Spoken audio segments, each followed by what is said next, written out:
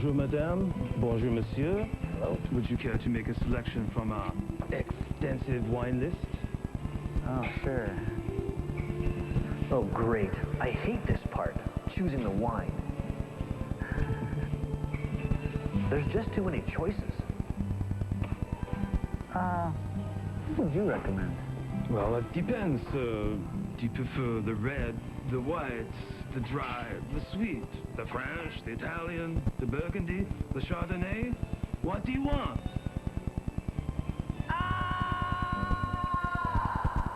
Wine.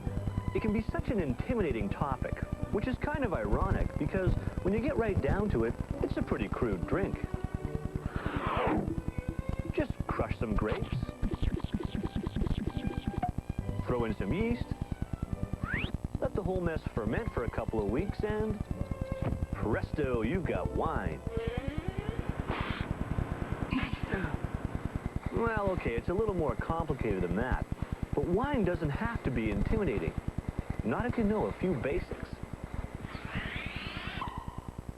Chardonnay, Pinot Noir, Gamay, Cabernet Sauvignon. They sound pretty impressive, but actually they're just the names of some of the different grapes used to make wine. It's the same as calling an apple a Macintosh or a Golden Delicious. And just like these apples have different tastes and characteristics, so do different varieties of grapes. But wait a second, why do we always use grapes to make wine? Why not some other fruit? What separates the grape from other fruits is two things. Its high level of sugar and tartaric acid.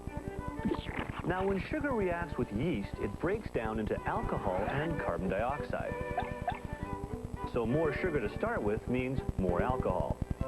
Now, the advantage of all this is that the combination of the alcohol and the tartaric acid produces a liquid in which bacteria find it very difficult to grow. And that's why historically grapes have been the fruit of choice for winemaking, because grape wine is much more resistant to spoilage than wine made from other fruits. Now, out here in the vineyard, grapes come in two basic colors, dark and light. And you probably think that dark grapes produce a red juice that we make into red wine, and the white grapes produce a white juice that we make into white wine. Well, you're wrong. The juice from both grapes is actually the same. It's a cloudy straw color. In fact, you can even make white wine from dark grapes. But if it's not the juice that makes red wines different than white wines, then what is it? It's the skins. Red wine is made by fermenting the juice of dark grapes along with their dark skins. And it's the pigment in the skins that gives the juice its reddish color. But with white wine, the skins are separated from the juice during the crushing process. So the juice remains yellow. But the grape skins are responsible for more than just a color difference between red and white wines. They also explain why these wines taste different and why they're aged differently. Let's start with taste. Grape skins and grape seeds contain compounds called tannins. Now, these tannins have a bitter taste, which in the case of red wines are released into the juice during fermentation. After fermentation, red wines are stored in these oak barrels. Now, the wood in these barrels also contribute flavors which the wine absorbs. And it's the combination of the tannins in the grape skins and the flavors of the wood that give red wines a heavier and more complex taste than white wines.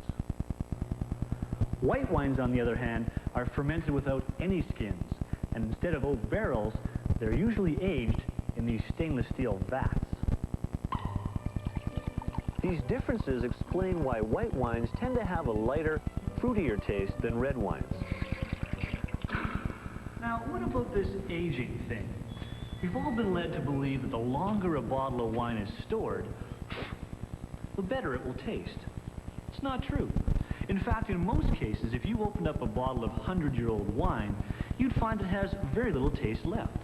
What you have to realize is that a wine's chemical makeup is constantly changing. It's like it has its own life cycle. All new wines need some time to mature before they're ready to drink. But because red wines contain more ingredients, they generally need to age longer than white wines. A young red wine will have a harsh, bitter taste, but with time, those bitter flavors will dissipate, and the wine will take on a smoother, more mellow taste. But you don't want to age a wine too long, because after a certain point, it starts to lose its flavor. Think of wine as being like an athlete. There's a period of time when the athlete can perform at a very high level, but once they reach a certain age, their performance starts to drop off. It's the same with wines. You want to drink them during their period of peak performance.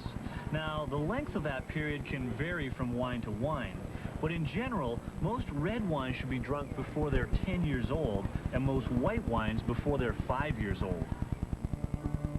All right, so we know when to drink the wine, but how do we know what a good wine should taste like? Well, if you talk to the experts, they'll tell you the key is balance. That's great, but what exactly does balance mean? Well, inside each bottle of wine are several tastes fighting to express themselves. There's the sweet taste of the sugars, the sour taste of the acids, and the bitter taste of the tannins, just to name a few.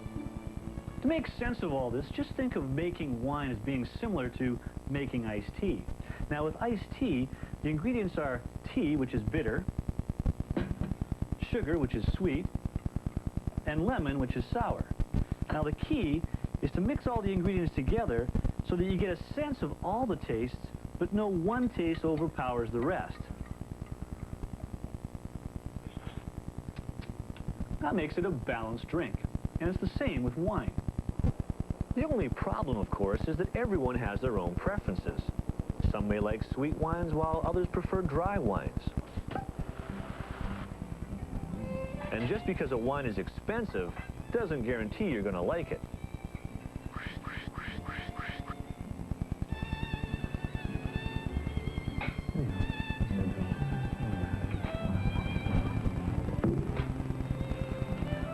So while it helps to know what makes wines taste different from each other, the bottom line is that if you like it, then for you, it's a good wine.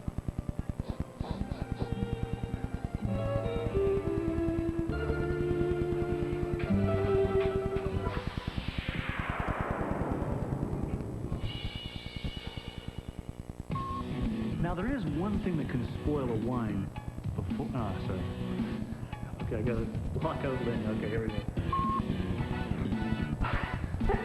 Okay, now I've seen that. Now I know what's going on. Okay, here we go. Rolling still? Yeah.